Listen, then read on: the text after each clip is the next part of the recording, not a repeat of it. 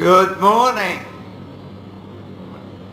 Before we kick off, let's get a bit of light in the room, guys, so I can see the faces. So when I grab some of the participants, if we get a little later, we'll see where you are. That's a bit better. Good. Everybody hold your right hand in front like this in handshaking position. Uncross your legs, take a relaxed position, right hand in front. Now when I say the word now, here's what we're going to do. I'm going to ask you to turn to someone beside you, shake hands as if you're meeting for the first time, and keep pumping till I ask you to stop. Then you'll stop and freeze it, and we're going to analyse what's happening. You got that? You don't have time to think about this? Do it now. Pick anybody and pump. Pump. Everybody. Pump. Pump. Pump. Pump. Pump. Freeze it. Hold it. Stop. Hold it. Freeze it. Keep your hands locked. Keep them locked. Person whose hand is most on top is saying, I'll be the boss for the rest of the day.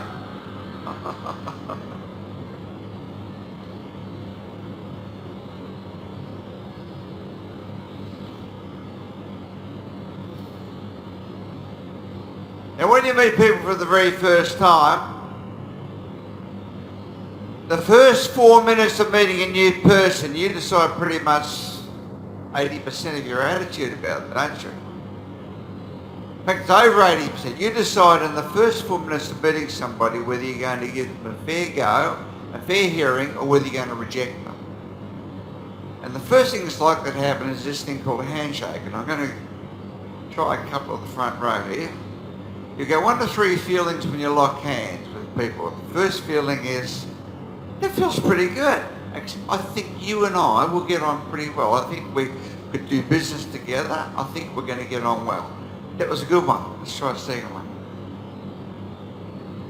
Okay. Just check my cash, see if it's still all there. Yeah. I felt a bit intimidated then. Let's try the third one.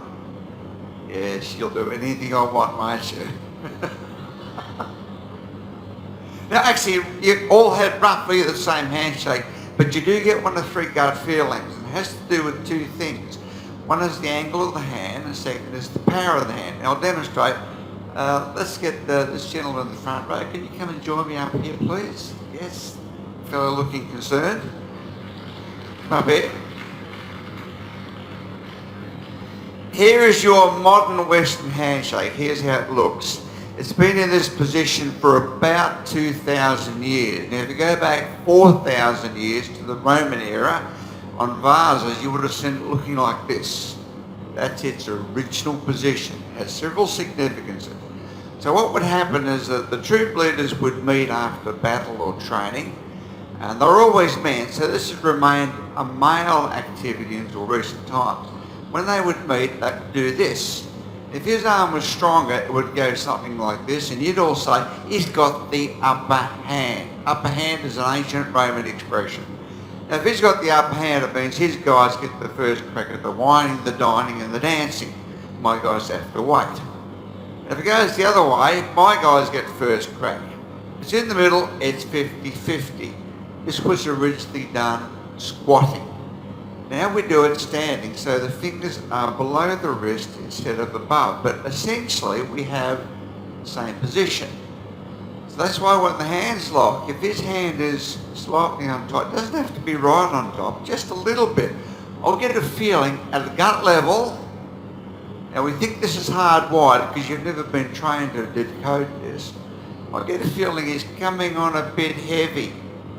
And he feels like, yeah, I think I can dominate here.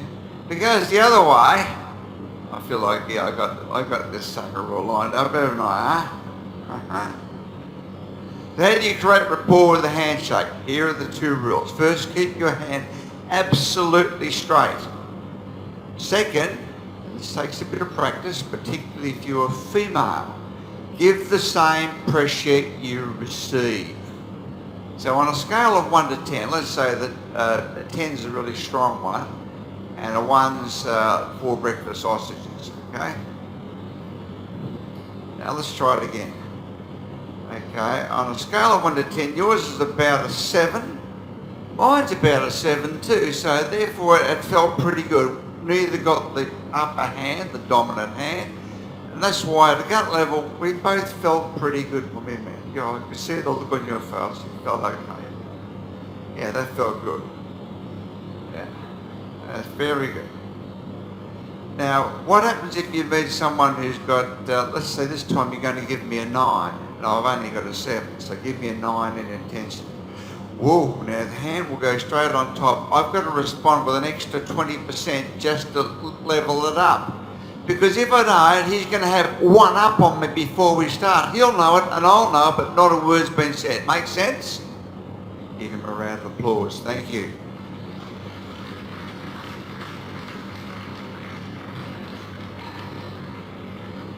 Now, there are more connections between your brain and the palm of your hands than any other body part. Did you know this? More connections between the brain and the palm of the hands, including men, ladies, than any other body part. So clearly the palms have evolved as a very important part of human beings, and they are. They make your bed, they brush your hair, they do small artwork, they do handshakes, they play the piano. In fact, they do more things than most other body parts. But here's my question to you. When you're dealing with people where you want to persuade them, convince them, get them on side, you want to get them to say yes to whatever you're proposing, whether it's that job or that date, or just to get your idea and accept it. Where are your palms as you're talking? Now, this is something that most people have never considered. Never. You know, after the session, you'll consider it, you'll think about it, and later today, you'll start to realise things about why people respond to you in the way they do that you've never thought about. Here's what I'm going to do. I'm going to say the same thing 3 times. I'm going to change only what I do with the palms of my hands. Now, I keep my body fairly still, so I don't use any other body signals to infiltrate this. And I'll keep my voice as close to the same as I can. I say as close as I can because we know that when you change your body language, it's hardwired in your brain to change the way you sound. So I'll try to keep it as close as I can sound-wise. And I'll use exactly the same words, same instruction 3 times. Now your task is to decide, do you accept what I'm saying? Do you want to do it, or do you reject me? Do you want to fight me, or do you want to go along with it? You want to say yes or no. That's what you've got to do. Okay, clear on this? Here we go. First instruction. Now don't do this, just imagine this is what we're going to do. Now in a moment I'm going to ask the people who are sitting in these seats here, I'll invite you to come and sit on this side of the room please, and I'll invite the people here to take their seats.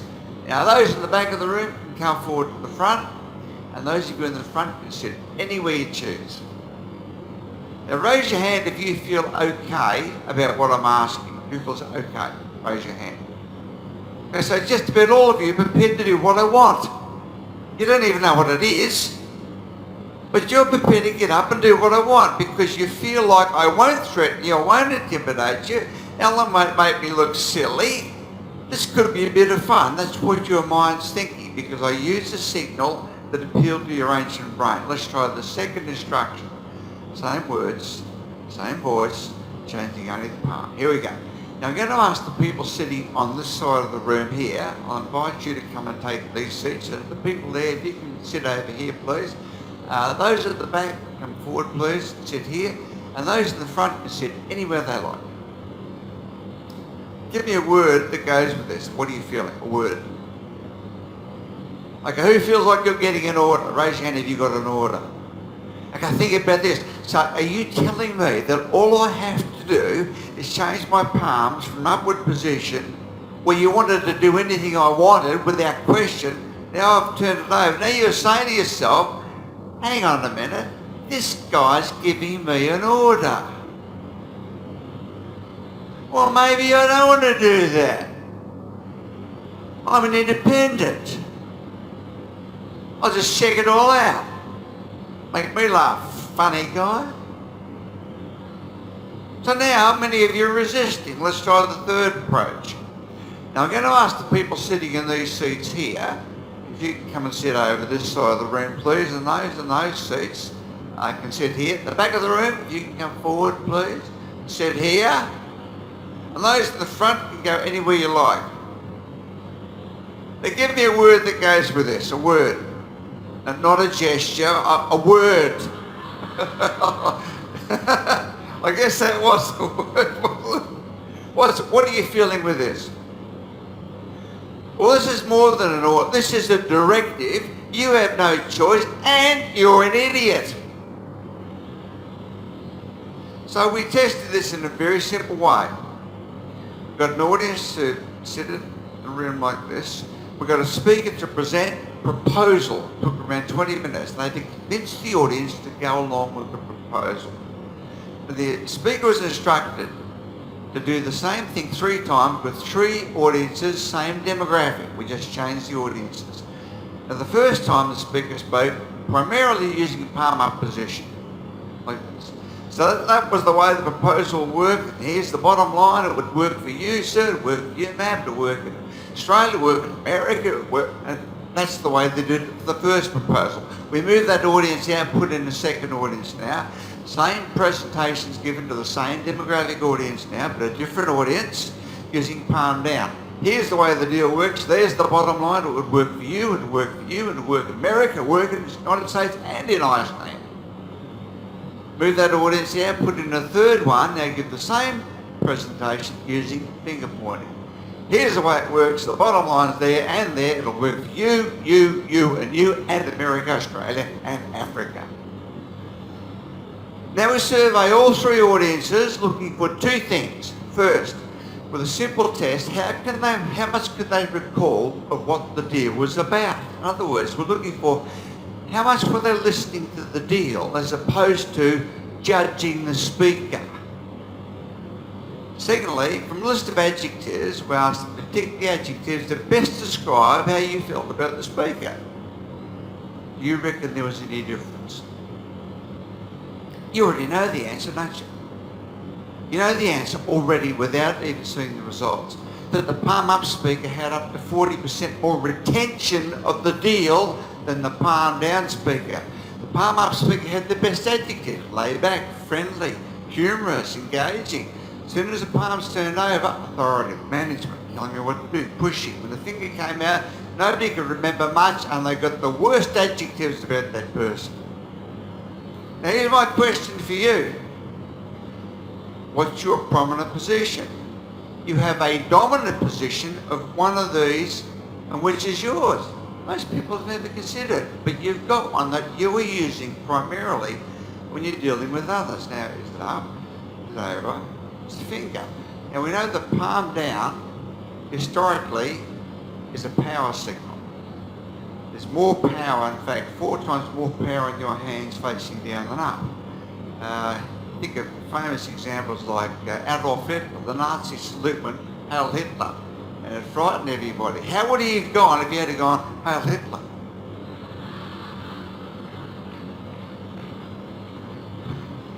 Nobody's going to follow Hail Hitler. That's scary. That's submission. Now here's the good news about this, that you can change and modify your hand signals with a little practice. Now when you first start to do this, what happens if later today or tonight you suddenly discover you're a finger pointer? Like you're talking to a few of your friends that are here and you've forgotten all about it, and you're talking and they're watching, looking at your hand, and there it is, hitting these silly idiots on the head, knocking them into submission. Now the thing about body language, it's an outward reflection of your emotional condition. All body language shows is how you're feeling. Whatever attitude or emotion you're feeling is likely to be reflected in gesture, movement, or posture. Now the reverse is true as well. If you intentionally take certain positions or postures, then you'll start to feel the emotions that go with it. For example, everybody copy this. Like a form of praying, just lightly tap it back and forth and put a little smile on your face. No teeth. Call out your attitude. How do you feel when you do this? Yeah, you're hatching a good plan, aren't you? You're pretty smart. You are in charge. In fact, the word that goes with this is confidence. If you're feeling confident, like, I know what I'm talking about, I'm in charge, I'm an expert. This is one that may appear, you may unconsciously use it. But if you intentionally use this, in situations where you feel intense or nervous, it does two things. First is, when you intentionally take the gesture as you just did, you start to feel more confident, in charge. In charge of my emotions. Importantly, the person who sees you do it, it's a feeling. You seem to know what you're about. You know what it was? You know, when I first met that guy and that woman, they just seemed to have a confident attitude. Well, no, they were probably intentionally doing it to create that, to reassure themselves and to make you feel good. Fake it until you make it. Now, if you keep on doing this as part of your repertoire, eventually you will constantly, when you do this, you will feel confident about what you're talking about, even when you don't. So you can go into politics.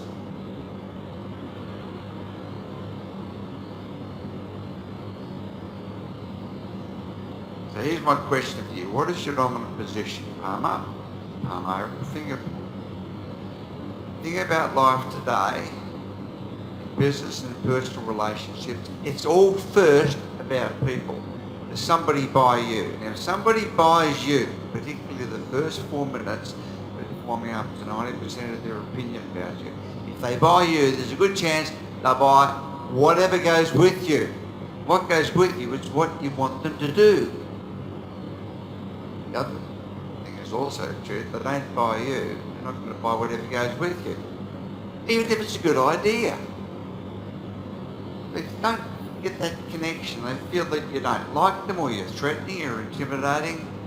Suddenly they just don't want to say yes to whatever you're suggesting, even if this is a good idea. So you can practice palms up where you want to get cooperation. Now, sometimes you might want a bit of authority. You'll turn the palm over. So, for example, if the fire alarm went off in this building, I would say, now, here's what we're going to do. We're going to go by that exit, and that exit, and that exit. I wouldn't say, now, here's what we need to do. We're going to go, because it'd be every man for himself if I did this. So by intentionally practicing positions, suddenly with the palm up, you'll find that people start feeling like they're drawn to you. In fact, as we've been talking, I've been doing the Obama hug. We want to help the Americans. We want you to come here. Yeah, we love you.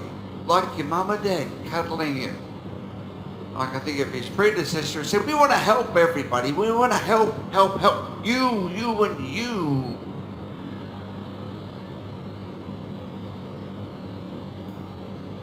Body language is an outward reflection of emotions. If you intentionally take certain positions and practice them, it suddenly changes how people perceive you, and it changes your own physiology. You start to feel different about yourself. That's the great thing about it. You can do things on purpose, which gives you a greater chance of getting a yes to the job, the proposal, to the idea, to the date, or better.